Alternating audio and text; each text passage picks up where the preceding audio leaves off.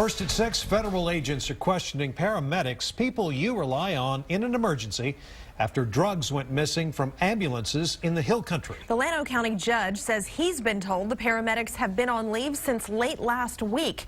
We first told you about this story last night at 6 o'clock. KXAN investigator Lindsey Bramson returned to Llano today and has the latest on these new details.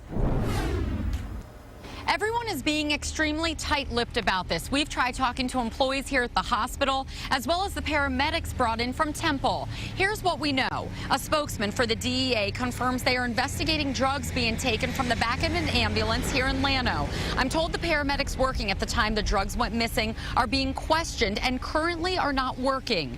We've learned the paramedics on duty right now are additional Scott and White employees brought in from Temple while federal agents continue their investigation. Yesterday, Llano County Judge Wayne Brascom assured me residents still have the resources they need in case of an emergency. I spoke with some who say they're shocked to hear those who are supposed to be protecting them could be accused of something like this. As a citizen of Llano County, if I call 911, I hope that a paramedic would respond, and certainly I would not want those paramedics to be altered in any way. And a spokeswoman for Scott and White says she expects the Llano, Baylor, Scott and White paramedics to be back on the job by the end of this week. Reporting in Llano, Lindsey Bramson, KXAN News. We reached out to Scott and White again today, and here's what they tell us. The spokeswoman says, in part, despite a recent incident unrelated to patient care or vehicle safety, Baylor, Scott and White continues to provide emergency medical services in Llano County, which are fully operational and available.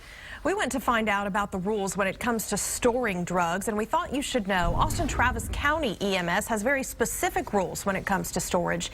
Those rules come from the DEA. At every shift change, paramedics have to account for all drugs on their ambulances and write down how much they have.